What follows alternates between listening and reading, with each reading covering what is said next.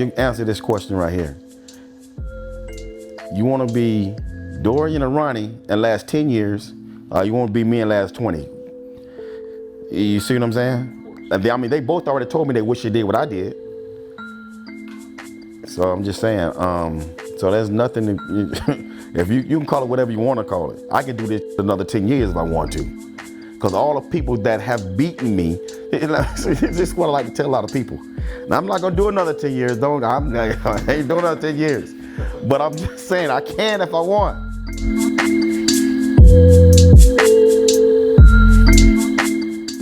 It's interesting because you're doing this as a very smart thing to do, right? But some people would think you might have an ego, you know what I mean? As such a hardcore bodybuilder, you know what I'm saying? You gotta like prove something at the gym, look a certain way. But at this point, you picked the smart way of... Ego, what do you mean the ego? Ego meaning that, for instance, like Dorian Yates training heavy weights, free weights, you know, it's like a almost like they call it an ego thing, you know? Okay, well, y'all, you answer this question right here. You want to be Dorian or Ronnie and last 10 years, you want to be me and last 20. You see what I'm saying? I mean, they both already told me they wish they did what I did.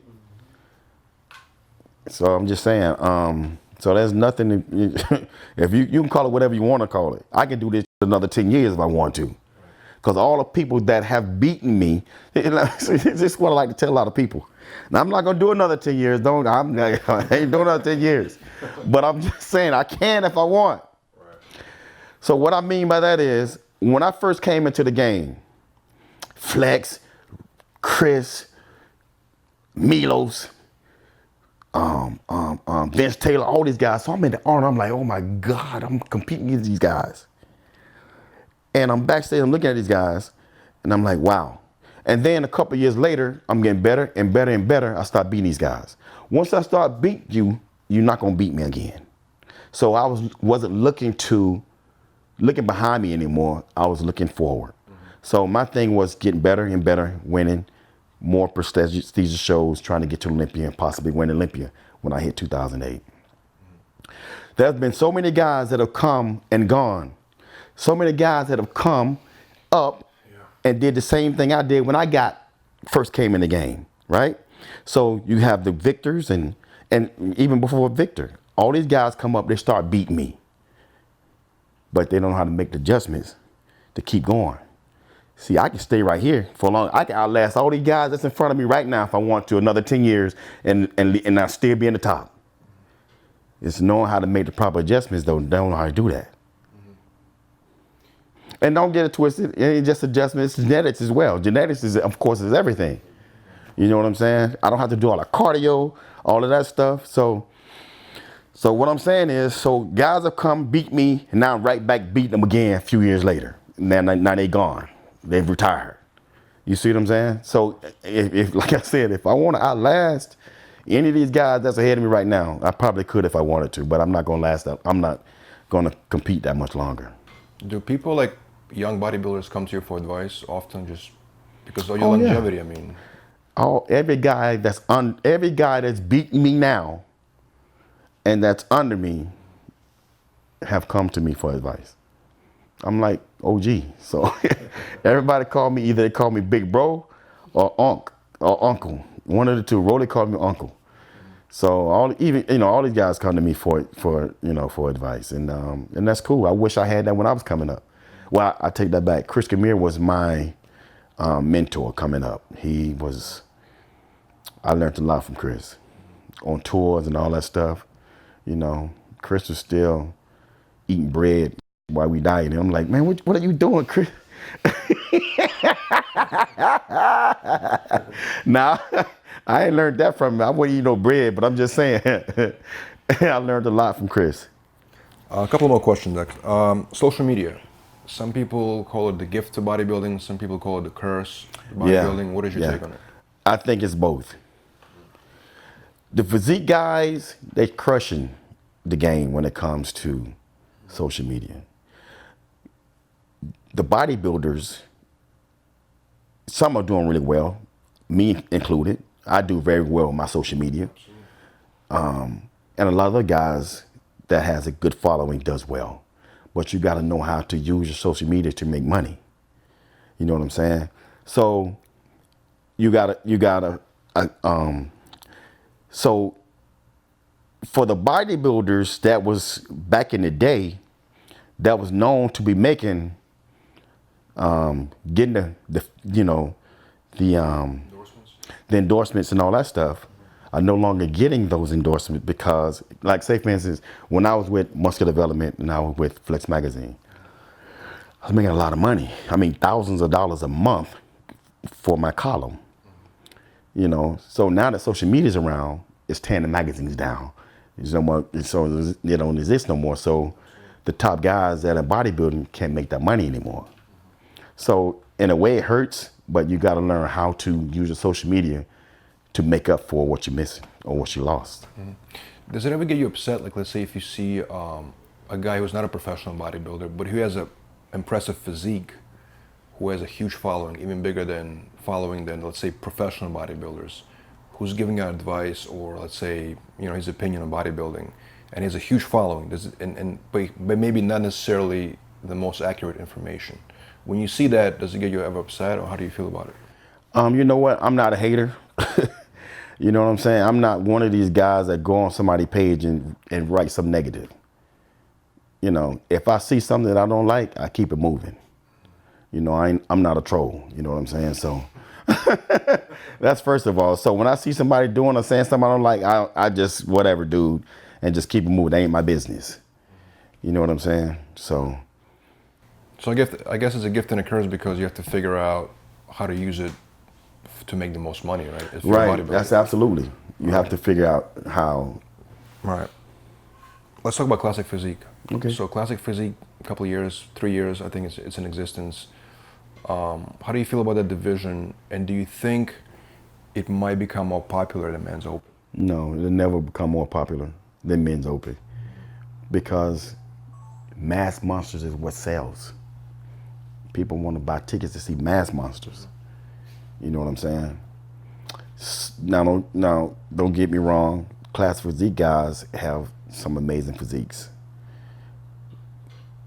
but they're kind of like in the same predicament as men's physique. But I think maybe not. I mean, but I think we're definitely be. I think they would definitely jump over men's physique because it's bodybuilding and you got a routine and all of this stuff and with music and all that stuff. Yeah, but like bodybuilding men would always be the meat and potatoes of the sport. We still have to, we still have to carry all other divisions at the Olympia and the Arnold. Still have to carry them. So money that we should be making, we have to give because they're not holding up on their side. That ain't coming from me. That's coming from promoters. I'm a promoter myself. You know what I'm saying? I had this one guy say, here's a 212. And he says, well, I was looking at his social media. He says, well, all these guys, all these promoters, they're making a killing off of us. They're making millions off of us. And we got to pay for our pro card. We got to pay our way to the shows. We got to pay for tanning. We got to do this and we got to do that. Well, me being a promoter, where do you think I got all this money from? Well, first of all, it's going to cost me $60,000 just to put on the show. Okay? And to have a men's open, most shows don't really have men's open because it costs $20,000 on top of that 60 to just have the sanction for the men's open. It's a very difficult business. People don't understand. I don't know where he getting his numbers from. You know what I'm saying? And he says, well, the tanning and all that stuff, they should at least pay for the, no. Me being who I am and work my ass off and won some shows and prove myself, I ain't never had to pay for nothing. I've never had to pay for tanning or because guess what? When Protein saw me and saw what I was capable of, we're going to sponsor you. If you're good enough to win shows and make a name for yourself, you might get everybody to start paying for your shit too. That's how the game works. It's too many competitors for these promoters to pay for everybody. I'm making I might make $10,000 at my show. Look at all the money I'm putting out. I don't get sponsors. So that's why I don't understand where this guy getting his information from. Yeah, the Olympia and Arnold might be making millions, but they putting out a lot of money too. That's a whole different. That's a whole different. I mean, that is a Super Bowl of bodybuilding. You know, once you win an Olympia title, then you're gonna get a lot of free shit. That's how it works. Right. What do you think in general is the state of bodybuilding right now? Some people say it's declining. Some people say it's thriving and it's growing bigger. What is your take on the state of bodybuilding overall? The state of bodybuilding overall. As a sport and as an industry, do you think it's growing and becoming bigger? I think it's getting big as hell because, I mean, you got Mr. Mannion that's putting NPC shows around the world now.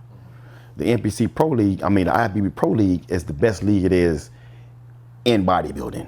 If you want to get to Olympia, you want to get to the real Arnold, which is in Ohio, you got to go through the IFBB Pro League. You know what I'm saying? So, of course, it's growing. I think Mr. Mannion first came out, he wanted to do 80 shows or something like that around the world. I think the first year, he ended up with like 120 NPC shows. And the NPC shows is the stepping stone to becoming an IFBB Pro in the Pro League. You know what I'm saying? So yeah, it's growing. Of course it's growing. And lastly, you know, you've been doing it for years now. You got every major title there is to get. There's nothing else you can possibly get. You know, well, I got Tampa coming up. I got to win that one first. All right, you got to win that one. But you've been there before. I haven't won any, what's the show? Europas. I have never done a Europa show before. But you've done bigger shows than that. But what motivates you to but keep you going? said I got titles for every. I don't have a title for every show. But almost everything. Almost. You're one of the best of all time. What motivates you to keep this going? I mean, you know, I'm sure you can get a great business going, and you do have a great promotional business. But what motivates you to actually compete still? What motivates me to actually still compete is the love of the sport. I love to compete. Plus, I make a lot of money. And I